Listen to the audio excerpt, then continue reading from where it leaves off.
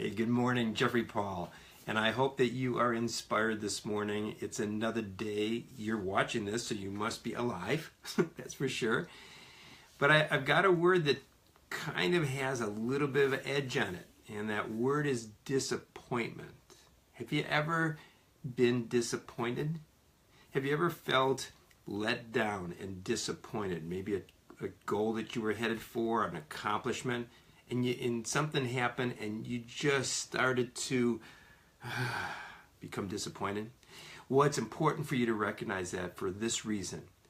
You should be asking the question, where did disappointment come from? And how, solution mindset, how do I get rid of it? How do I get rid of disappointment? Have you ever tried? Well, there's an interesting couple of parables that really are important, and I want to share them with you because they really represent the horticulture of your mind. The horticulture of your mind and heart. You know, in one of the parables that was taught, it said that there was good seed planted in the garden.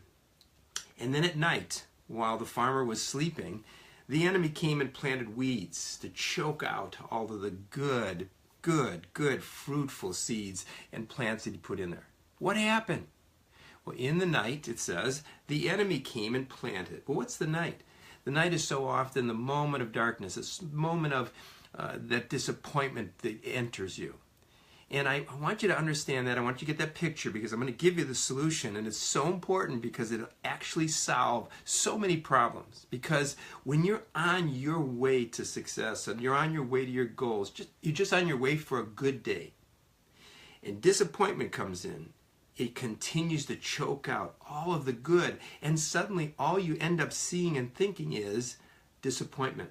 The things that are not working out, the things that are broken, the things that are failed, the things that have not worked out. So here's the key. And this comes from the horticulture world. You know, in my lawn, and I'm looking at my front yard right now, my lawn, I love to see it green. Zena is the woman of the incredible gardens, but I just like a green grass. I like to see it with no weeds. And my landscaper told me one day when I saw these weeds popping up in wide blade glass, I said, how do I get rid of those? And he said, overseed. Overseed. Plant good seed over it. He said, you can use all the killer you want and you can go through all that process. But in reality, he says, you're not going to have a better lawn when it's all done. You may just have some less weeds. But if you plant more good seed over those weeds, the strength of good seed, good grass will actually overpower the weeds. How's that one? Well, the seeds that we need to plant in disappointment is within our head, in our mind. And what the seeds of disappointment plant are negatives, over and over negatives. And so what happens? We lose hope. Oh, and when you lose hope, you're crushed, the book of Proverbs says. You're crushed. When you lose your vision of the future, you lose your vision of hope for the future, you're crushed. You're without a vision. And without a vision, you throw off your restraints, again, as the proverb says, and you just quit. You're not a quitter. You're not here because you're a quitter. You're not a quitter.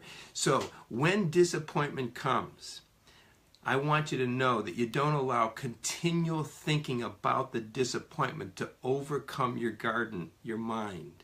But you begin to plant good seeds, looking for the diamonds in your own backyard, looking to appreciate those things around you that are right there that are good, perfect, pleasing, wonderful. You use the Philippians 4:8 method. Think upon these things that are good, pleasing, wonderful, lovely, beautiful, even in the face of disappointment. And when that weed of disappointment comes up and you overpower it with good thoughts, seeds of thoughts, suddenly the disappointment is gone and the fruitfulness of your harvest of a beautiful, wonderful day, accomplished goals, successes beyond your imagination are all for you.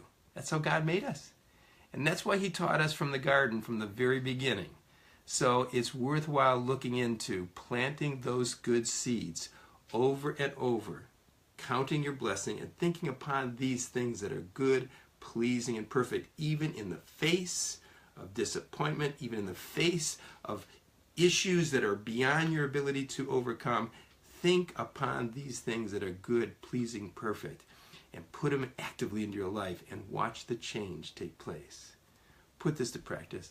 Share today this, and you'll see the most incredible day and life that you live forward into.